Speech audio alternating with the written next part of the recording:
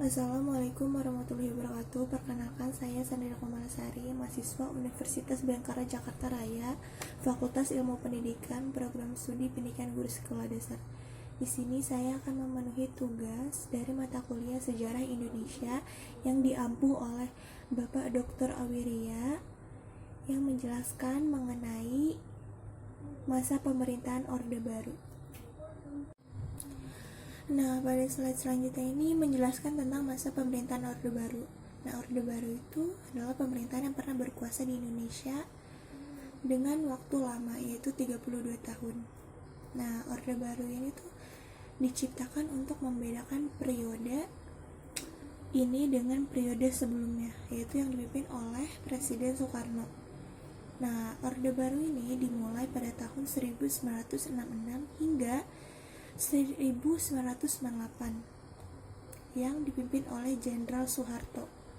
Nah, jadi pada tahun 1968 MPR secara resmi melantik Soeharto untuk masa jabatan 5 tahun sebagai presiden, dan dia kemudian dilantik secara berturut-turut pada tahun 1973, 1978, 1983, 1988, 1993, dan 1998.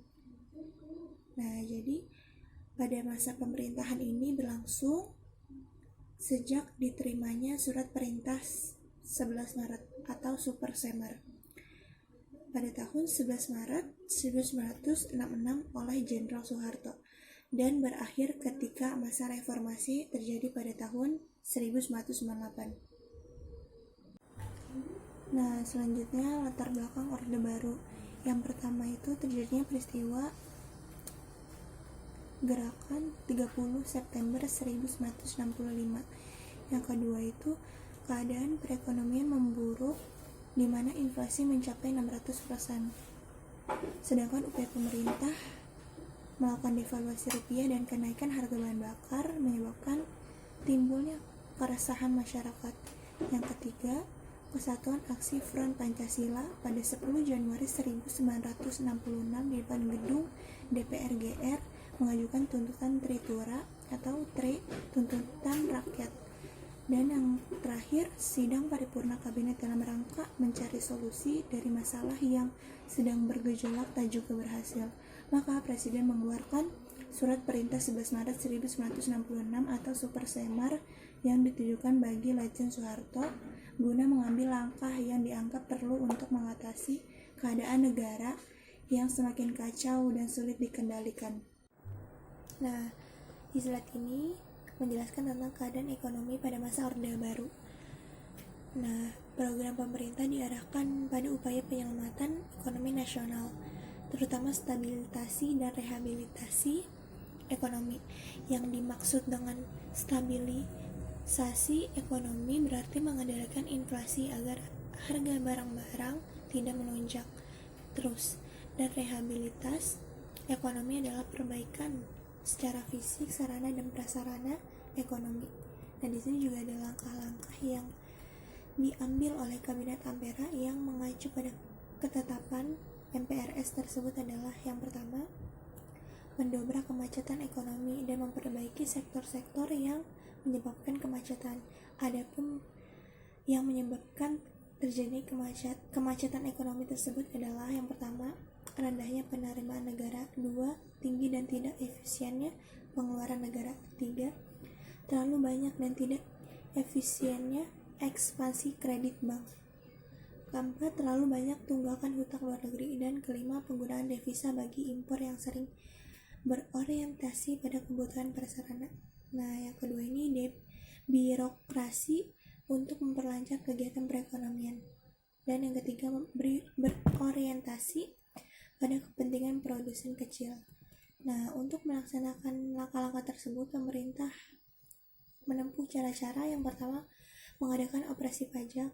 Yang kedua, melaksanakan sistem pemungutan pajak baru baik bagi pendapatan perorangan maupun kekayaan dengan cara menghitung pajak sendiri dan menggunakan pajak orang. Dan ketiga, membatasi kredit bank, dan menghapuskan kredit impor. Ini saya akan menjelaskan tentang kerjasama luar negeri terlebih dahulu. Itu yang pertama, pertemuan Tokyo. Nah, pada tanggal 19 sampai 20 September 1966, pemerintah Indonesia mengadakan pertandingan dengan negara-negara kreditor di Tokyo. Pemerintah Indonesia akan melakukan usaha bahwa devisa ekspor yang diperoleh Indonesia akan digunakan untuk membayar utang yang selanjutnya akan dipakai untuk mengimpor bahan baku. Hal ini mendapat tanggapan baik dari negara-negara kreditor. Pertandingan pun dilanjutkan di Paris, Prancis, dan dicapai kesepakatan sebagai berikut. Yang pertama itu, pembayaran hutang pokok dilaksanakan selama 30 tahun dari tahun 1970 sampai dengan 1999. Kedua itu, pembayaran dilaksanakan secara angsuran dengan angsuran tahunan yang sama besarnya. Dan yang ketiga itu, selama waktu pengangsuran tidak dikenakan bunga. Nah, yang kedua itu, Indonesia mengadakan pertemuan dengan Amsterdam. Nah, pada tanggal 23 sampai 24 Februari 1967 diadakan perundingan di Amsterdam, Belanda, yang bertujuan untuk membicarakan kebutuhan Indonesia akan bantuan luar negeri serta kemungkinan pemberian bantuan dengan syarat lunas, yang selanjutnya dikenal dengan IGGI atau Intergovernmental Group for Indonesia. Pemerintah Indonesia mengambil langkah tersebut untuk memenuhi kebutuhan guna pelaksanaan program-program stabilisasi dan rehabilitasi ekonomi serta persiapan pembangunan. Nah, selanjutnya saya akan menjelaskan tentang pembangunan nasional. Nah, pembangunan nasional yang diupayakan pemerintah direalisasikan melalui pembangunan jangka pendek dan pembangunan jangka panjang. Pembangunan jangka pendek dirancang melalui pembangunan 5 tahun atau pelita. Setiap pelita memiliki misi pembangunan dalam rangka mencapai tingkat kesejahteraan masyarakat Indonesia. Sedangkan pembangunan jangka panjang mencakup periode 25-30 tahun. Titik laksanaan pembangunan nasional yang dilaksanakan pemerintah. Orde Baru berpedoman pada trilogi pembangunan dan 8 jalur pemerataan. Trilogi pembangunan adalah yang pertama, pemerataan pembangunan dan hasil-hasilnya menuju kepada terciptanya keadilan sosial bagi seluruh rakyat. Yang kedua, pertumbuhan ekonomi yang cukup tinggi. Dan yang ketiga itu, stabilitas nasional yang sehat dan dinamis. Nah, di slide ini saya akan menjelaskan tentang 8 jalur dan pelita. Nah, 8 jalur pemerataan yang dicanangkan oleh pemerintah Orde Baru adalah yang pertama, pemerataan kesempatan kerja, yang kedua, pemerataan pemenuhan kebutuhan rakyat, khususnya pangan, sandang, dan perumahan, yang ketiga, pemerataan memperoleh kesempatan pendidikan dan pelayanan kesehatan, yang keempat, pemerataan pembagian pendapatan, yang kelima, pemerataan kesempatan berusaha, yang keenam, pemerataan kesempatan berpartisipasi dalam pembangunan khususnya bagi kaum generasi muda dan kaum wanita. Yang ketujuh itu pemerataan penyebaran pembangunan di wilayah tanah air, dan yang terakhir itu pemerataan kesempatan memperoleh keadilan. Nah, di sini juga saya akan jelaskan tentang 6 pelita selama masa Orde Baru yang telah dilaksanakan oleh pemerintah. Yang pertama itu pelita 1. Nah, sasaran pelita 1 ini pangan, sandang, perbaikan prasarana, perumahan rakyat, perluasan lapangan kerja, dan kesejahteraan rohani. Pelita kedua ini sasarannya tersedianya pangan, sandang, perumahan, sarana prasarana, mensejahterakan rakyat, dan memperluas kesempatan kerja. Pelita ketiga ini masih berpedoman pada trilogi pembangunan dengan titik berat pembangunan adalah pemerataan yang dikenal dengan 8 jalur pemerataan. Pelita keempat ini adalah sektor pertanian untuk menuju swasembada pangan dan meningkatkan industri yang dapat menghasilkan mesin industri sendiri untuk mempertahankan kelangsungan pembangunan ekonomi.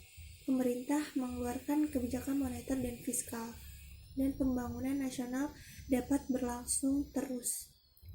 Pelita kelima ini pada pelita ini tuh pembangunan ditekankan pada sektor pertanian dan industri. Pelita yang terakhir itu adalah pelita ke-6. Pada pelita ke-6 ini ditekankan pada sektor ekonomi yang berkaitan dengan industri dan pertanian serta peningkatan kualitas sumber daya manusia sebagai pendukungnya. Nah, pada slide selanjutnya ini saya akan membahas tentang dampak positif dan negatif kebijakan politik pada masa pemerintahan Orde Baru. Yang pertama itu dampak positif dari kebijakan politik pemerintahan Orde Baru, yaitu pemerintah mampu membangun fondasi yang kuat bagi kekuasaan lembaga kepresidenan yang membuat semakin kuatnya peran negara dalam masyarakat. Situasi keamanan pada masa Orde Baru relatif aman dan terjaga dengan baik karena pemerintah mampu mengatasi semua tindakan dan sikap yang dianggap bertentangan dengan Pancasila. Kedua itu ada dampak negatif dari kebijakan politik pemerintahan Orde Baru, yaitu yang pertama, sistem perwakilan bersifat semu, bukan hanya dijadikan topeng untuk melanggengkan sebuah kekuasaan secara sepihak. Dalam setiap pemilihan presiden melalui MPR, Soeharto selalu terpilih. Kedua itu demokratisasi yang terbentuk didasarkan pada KKN, korupsi, kolusi, dan nepotisme, sehingga banyak wakil rakyat yang duduk di MPR atau DPR yang tidak mengenal rakyat dan daerah yang diwakilinya. Dan dampak negatif yang terakhir, otoritarianisme merambah segenap aspek kehidupan masyarakat berbangsa dan bernegara, termasuk kehidupan politik yang sangat merugikan rakyat. Nah, selanjutnya ini saya akan membahas tentang upaya-upaya pembaruan politik luar negeri. Yang pertama itu, Indonesia kembali menjadi anggota PBB. Nah, pada tanggal 8 September 1966, Indonesia kembali menjadi anggota PBB. Sebelumnya pada masa demokrasi terpimpin, Indonesia pernah keluar dari PBB, sebab Malaysia diterima menjadi anggota tidak tetap Dewan Keamanan PBB. Keaktifan Indonesia dalam PBB ditunjukkan ketika Menteri Luar Negeri Adam Malik menjadi Ketua Majelis Sidang Umum PBB untuk masa sidang tahun 1974. Yang kedua itu membekukan hubungan diplomatik dengan Republik Rakyat Cina atau RRC. Nah, sikap politik Indonesia yang membekukan hubungan diplomatik dengan RRC disebabkan pada masa G30S atau PKI. RRC membantu PKI dalam melaksanakan kudeta tersebut. RRC dianggap telah mencampuri urusan dalam negeri Indonesia. Nah, yang ketiga ini normalisasi hubungan dengan Malaysia. Pada tanggal 11 Agustus 1966, Indonesia melaksanakan persetujuan orang normalisasi hubungan dengan Malaysia yang pernah putus sejak tanggal 17 September 1963. Persetujuan normalisasi ini merupakan hasil persetujuan Bangkok tanggal 29 Mei sampai tanggal 1 Juni 1966. Dalam pertemuan tersebut, delegasi Indonesia dipimpin oleh Menteri Luar Negeri Adam Malik, sementara Malaysia dipimpin oleh Wakil Perdana Menteri atau Menteri Luar Negeri Tun Abdul Razak. Pertemuan tersebut menghasilkan keputusan yang disebut Persetujuan Bangkok atau Bangkok Agreement. Nah, selanjutnya ini ada kelebihan sistem pemerintah Orde Baru. Yang pertama itu sukses Repelita atau rencana pembangunan 5 tahun. Yang kedua, sukses gerakan wajib belajar. Yang ketiga, sukses gerakan nasional orang tua asuh. Yang keempat, sukses keamanan dalam negeri.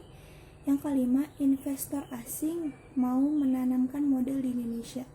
Yang keenam, sukses menumbuhkan rasa nasionalisme dan cinta produk dalam negeri. Yang ketujuh, sukses transmigrasi. Dan yang terakhir, pengangguran minimum. Nah, selanjutnya ini ada kekurangan sistem pemerintahan Orde Baru. Yang pertama itu kritik dibungkam dan oposisi diharamkan. Yang kedua itu kebebasan pers sangat terbatas, diwarnai oleh banyak korban dan majalah yang dibredel. Yang ketiga itu penggunaan kekerasan untuk menciptakan keamanan antara lain dengan program penembakan misterius. Yang keempat, tidak ada rencana suksesi atau penurunan kekuasaan angka pemerintah atau presiden selanjutnya. Dan yang kekurangan yang terakhir, menurunnya kualitas birokrasi Indonesia yang terjangkit penyakit asal Bapak senang. Hal ini kesalahan paling fatal Orde Baru, karena tanpa birokrasi yang efektif, negara pasti hancur. Sekian dari saya, kurang lebihnya mohon maaf. Semoga bermanfaat. Wassalamualaikum warahmatullahi wabarakatuh. Thank you for watching.